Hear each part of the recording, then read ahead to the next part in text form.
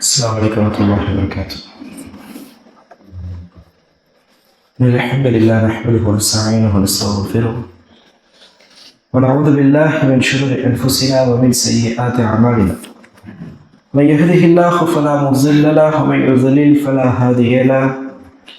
وأشهد أن لا إله إلا الله وأشهد أن محمدا رسول الله. أما بعد، قال الله تعالى في القرآن العظيم وفي الفرقان المجيد: أعوذ بالله من الشيطان الرجيم. بسم الله الرحمن الرحيم. والصابرين والصادقين والقانتين والمنفقين والمستغفرين بالأسحار. حسبي الله العظيم. சூரத் ஆல இம்ரானினுடைய 17வது வசனம்.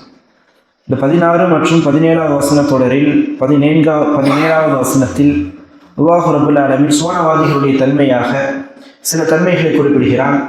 அதில் முதலாவது தன்மை அஸ்ஸாபிரீன், பொறுமையாளர்கள். இரண்டாவது தன்மை அஸ்ஸாதிகீன், உண்மையாளர். இந்த இரண்டையும் நாம் கடைசியாக பார்ப்போம். ஒரு பொறுமையாளருக்கு சுவனம் உண்டு, ஒரு உண்மையாளருக்கு சுவனம் உண்டு. நபிகள் நாயகம் ஸல்லல்லாஹு அலைஹி வஸல்லம் அவர்கள் இது சம்பந்தமாக என்னென்ன வழிகாட்டல்களை நமக்கு காண்பித்திருக்கிறார்கள் என்பதை கடைசி அமர்வில் நாம் பார்த்தோம். தொடர்ச்சியாக மூன்றாவது சூனவாதிகளுடைய தன்மை அல்லாஹ் ரப்பல் ஆலமீன் குறிப்பிடும் பொழுது வல் கானிதீன் என்று அல்லாஹ் குறிப்பிடுகிறான். கானிதீன் என்று சொன்னால் இறைவனுக்கு கட்டுப்படுதல். கானிதீன் என்ன? இறைவனுக்கு கட்டுப்படுதல். இந்த இறைவனுக்கு கட்டுப்படுதல் என்பது ஒரு மிக முக்கியமான ஒரு விஷயம். ஒருவர் முஸ்லீமாகவே இருக்கிறார், ஈமான் கொண்டிருக்கிறார், இஸ்லாத்தை ஏற்றிருக்கிறார். ஆனால் அவர் இறைவனுக்கு கட்டுப்படவில்லை என்று சொன்னால் அவர் முஸ்லீமாக இறைவனிடத்தில் கருதப்படுவாரா என்று கேட்டால் நிச்சயம் கிடையாது. ஒருவர் எப்பொழுது முஸ்லீமாக கருதப்படுவார்? அவர் லா இலாஹ இல்லல்லாஹ் சொன்னாலும் இறைவனுக்கு, இறைவனுடைய கட்டளைகளுக்கு எப்பொழுது கட்டுப்படுவாரோ அப்பொழுதுதான் அவர் இறைவனிடத்தில் ஒரு முஸ்லீமாகவே கருதப்படுவார். இன்று எம்மில் பலருக்கு இந்த இறைவனுக்கு கட்டுப்படுதல் என்ற விஷயம் மிகவும் பலகீனமாக இருப்பதுதான் நிதர்சனமான உண்மை. கட்டுப்படுவோம் என்று நினைப்போம், ஆனால் கட்டுப்பட வேண்டிய ஒரு சூழல் வரும்பொழுது கட்டுப்பட மாட்டோம்.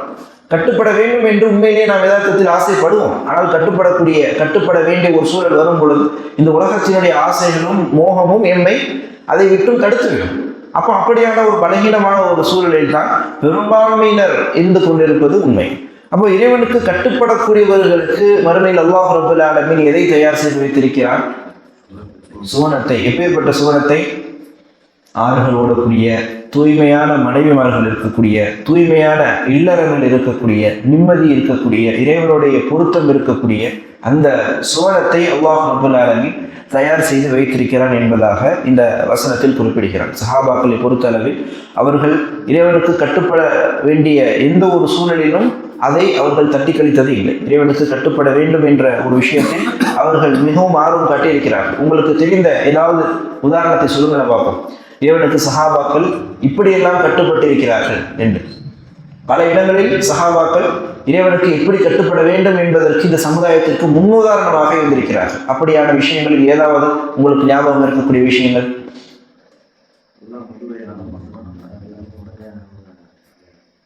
மாஷா அல்லாஹ். அல்லாஹ் மதுவை ஹராமாக்குகிறான். மது முழுமையாக தடை செய்யப்பட்டு விட்டது என்ற வசனம் இறைவனிடமிருந்து அருளப்படுகிறது. அது அருளப்பட்ட அந்த கணம் அவர்கள் அதற்கு எப்படி கட்டுப்பட்டார்கள் என்று நாம் ஜும்மாவிலே நாம் பார்த்தோம்.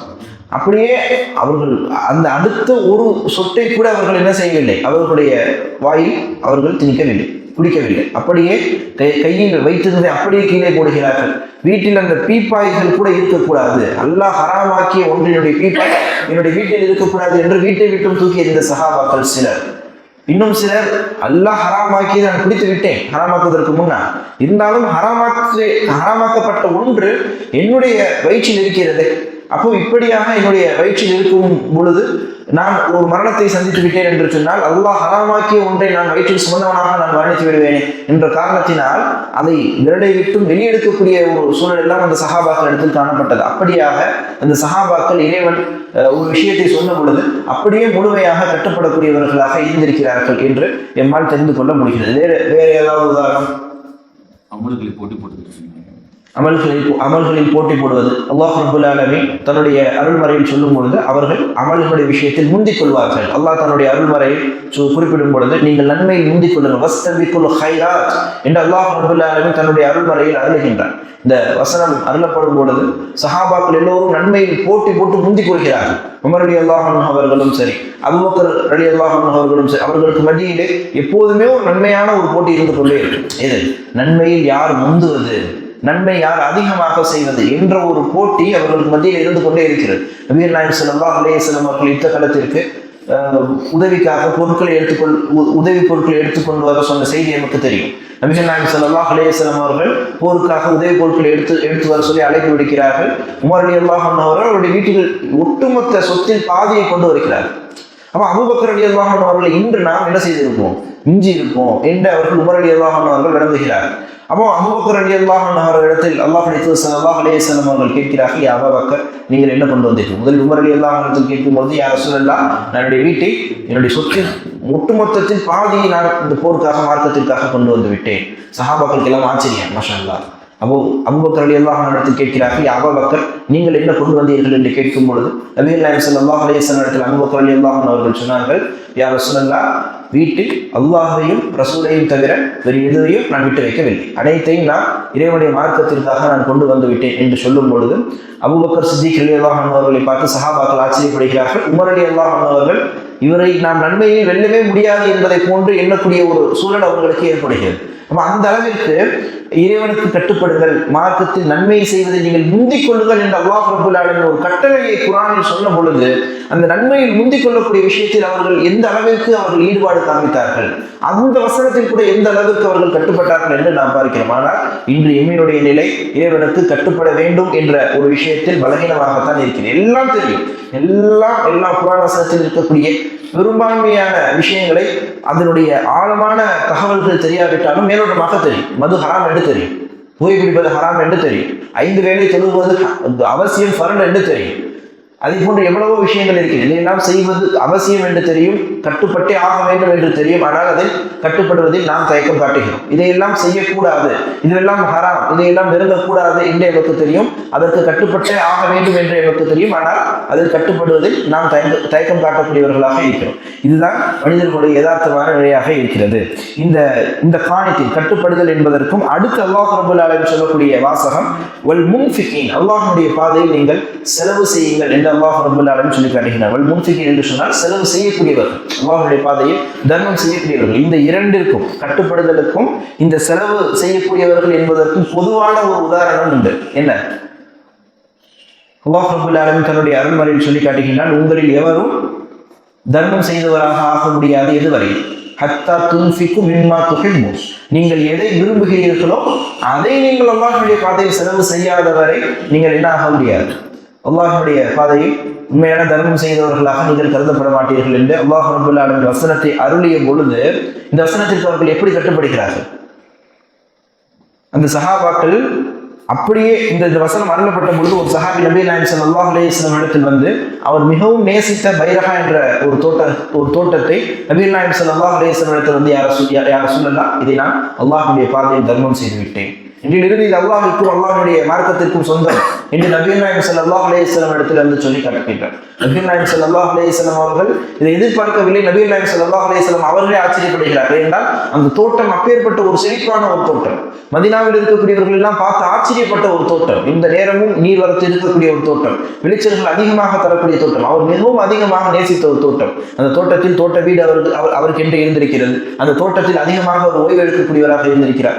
எந்த நேரமும் மார்க்கத்தை கற்றுக்கொள்ளக்கூடிய நேரத்தை தவிர ஓய்வு நேரங்கள் அனைத்திலும் அந்த தோட்டத்தில் தான் அவர் இருக்கக்கூடியவராக இருந்திருக்கிறார். அந்த அளவுக்கு இந்த தோட்டத்தை அவர் நேசிக்கக்கூடியவராக இருந்திருக்கிறார். அப்படியான ஒரு தோட்டத்தை அல்லாஹ் ரப்பல் ஆலமீன் இப்படியான வசனத்தில் இப்படியான ஒரு கட்டளை இடும்போது அதற்கு இப்படி கட்டுப்படுதல் என்றால் என்ன, இறைவனுக்கு இப்படி கட்டுப்பட வேண்டும் என்பதற்கு ஒரு மிக சிறந்த முன்னுதாரணமாக இந்த சஹாபாக்கள் இருந்திருப்பதை நாம் பார்க்கிறோம்.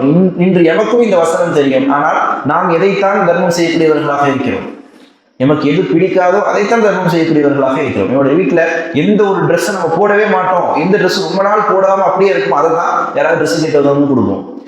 நான் இந்த வாகனத்தை நம்ம ஓட்டி முடிஞ்சு இதுக்கு மேல ஓட்டுறதுக்கு எதுவுமே இல்லை, இது எடைக்கு போடலாம், இல்லாட்டி யாருக்காவது தர்மத்துக்கு கொடுக்க இல்லாதப்பட்ட மக்களுக்கு என்று எப்ப நம்ம அந்த தர்மம் கொடுக்க வேண்டும் என்ற எண்ணமே நமக்கு வருது அந்த பொருள்ல.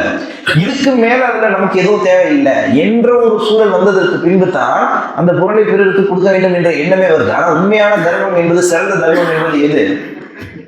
நீங்கள் எதை நேசிப்பீர்களோ அதை கொடுப்பது, எந்த ஆடை நேசிப்பீர்களோ அதை கொடுப்பது, எந்த உணவை நீங்கள் நேசிப்பீர்களோ அதை நீங்கள் கொடுப்பது, எந்த பொருளை நீங்கள் நேசிப்பீர்களோ அதை பிறருக்கு கொடுப்பது. இந்த ஒரு தன்மை, இந்த ஒரு வசனத்தை அல்லாஹ் ரப்பல் ஆலமீன் சொல்லும் பொழுது சஹாபாக்கள் அதற்கும் கட்டுப்பட்டு நமக்கு முன்னுதாரணமாக இருந்தார்கள். இப்படியான இறைவனுக்கு கட்டுப்படுதல், இறைவனுடைய கட்டளைகளுக்கு கட்டுப்படுதல் என்பது ஒரு முஸ்லிமிற்கு மிகவும் அவசியம்.